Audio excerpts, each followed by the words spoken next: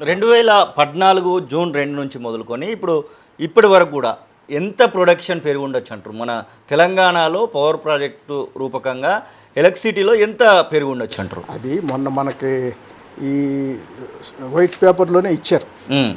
ఇప్పుడు అదేంటి మనకి స్థాపక సామర్థ్యం అప్పుడు తెలంగాణ రాష్ట్రం ఏర్పడినప్పుడు 7,788 మెగావాట్లు ఉంది. మొన్న వైట్ పేపర్లు ఇచ్చింది 19,475 మెగావాట్లు, చాలా పెరిగింది. అంటే అది ఏ ప్రాజెక్టులలో పెరిగి ఉండొచ్చు అంటారు? ఇప్పుడు ఉన్నటువంటి వాటిలలో కొత్తగా ప్రాజెక్టులు ఏం కనబడట్లేదు. లేదు ఉన్నాయి ప్రాజెక్టులు. ఏది భద్రాద్రి యాదాద్రితో కూడా కలుపుకునే, అలాగే ఛత్తీస్గఢ్ ఇవన్నీ కూడా కలుపుకుంటేనే ఇంత కెపాసిటీ.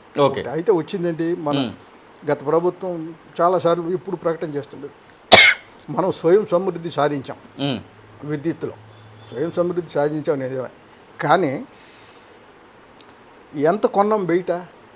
ఏది ఈ 19,475 మెగావాట్లు కాకుండా అంత ఉన్నా కూడా డిమాండ్ అంతకు మించి ఏం లేదు.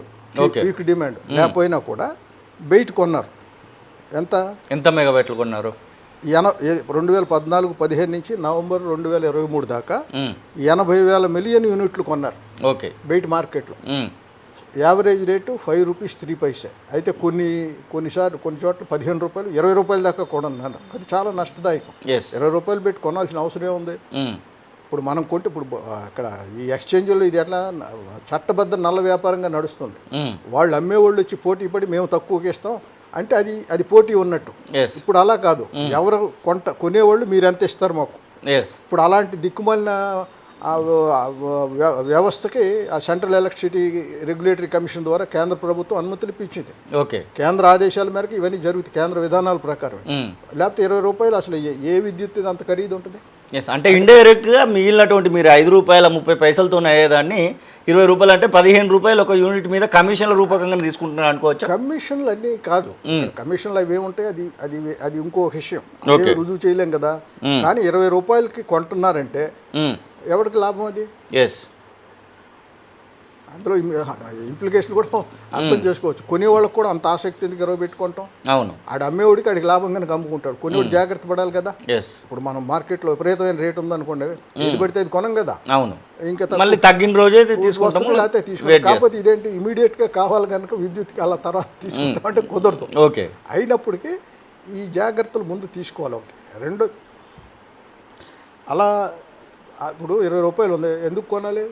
పవర్ కట్ పెట్టండి కొద్దిగా, ఒక ఏరియాకి 1 గంట, ఇంకో ఏరియాకి 1 గంట, మొత్తం స్టేట్ అంతా పెట్టుకుంటే అంత పెద్ద ఇబ్బంది అనిపించింది. ఇప్పుడు కూడా టెక్నికల్ రీజన్స్ పవర్ కట్స్ ఉన్నాయి.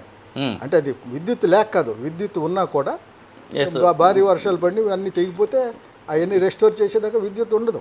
అందువల్ల అలాగే ఇవన్నీ రిపేర్స్ సర్వీసింగ్కి అప్పుడప్పుడు చేస్తుంటారు, చెట్లు కొట్టేయడానికి చేస్తారు. లేదు మనకు విద్యుత్ ఉత్పత్తికి అని పెద్ద ఆటంకాలు సాంకేతికంగా వచ్చి తగ్గిపోతే అప్పుడు పవర్ కట్ పెట్టాల్సి వస్తుంది. మార్కెట్లో దొరికితే కొంటారు, లేకపోతే పవర్ కట్టే. గతంలో ఇట్లాంటివి జరిగి ఏదైనా ప్రభుత్వంలో ముఖ్యమంత్రులుగా ఎలక్ట్రిసిటీ మినిస్టర్గా పనిచేసినటువంటి వాళ్ళు, అలాగే ట్రాన్స్కో జెన్కోలకు CMDలుగా పనిచేసినటువంటి వాళ్ళు కటకట్టల్లోకి పోయినటువంటి సందర్భాలు ఈ స్వతంత్ర భారతదేశంలో ఎప్పుడైనా కనబడ్డాయని? ఇప్పుడు స్వతంత్ర భారతదేశం అంటే సరే, ముఖ్యమంత్రులు కూడా జైల్లో పెట్టారు వేరే రాష్ట్రాలు. మన రాష్ట్రం అంటే ఇంతకుముందు ఉమ్మడి ఆంధ్రప్రదేశ్లో కూడా తీసుకున్నా ఇలాంటి విచారణ సంఘాలు, అసెంబ్లీ కమిటీలు, శాసనసభ కమిటీలు ఇవన్నీ చేసి రిపోర్ట్లు ఇచ్చి ఉన్నాయి. కానీ అలా ఎవరి మీద యాక్షన్ తీసుకున్నట్టుగా నాకు గుర్తులేదు. నేను 40 ఏళ్ళుగా జర్నలిజంలో నాకు గుర్తులేదు అలా వచ్చినట్టు. అది చేసి లోపాలు జరిగినాయి, ఇది ఈ పద్ధతిలో చేసుకోవాలని సలహాలు ఇచ్చారు రిపోర్ట్స్లో, అంతవరకే. అంతే తప్ప ఆ తర్వాత ప్రభుత్వాలు అంతకుముందు ఉన్న వాళ్ళ మీద చర్య తీసుకుంది ఎక్కడ నాకు గుర్తులేదు. అంటే ఇది ఒక రకంగా చెప్పాలంటే వదిలేద్దాము, లైట్ తీసుకుందాం అనే కోణంలోనే. వదిలేయటం అని కాదు, వచ్చిన బాధ ఏంటంటే ఆ ప్రభుత్వానికి అధికారం ఉంది కనుక ఈ నిర్ణయాలు తీసుకుంది.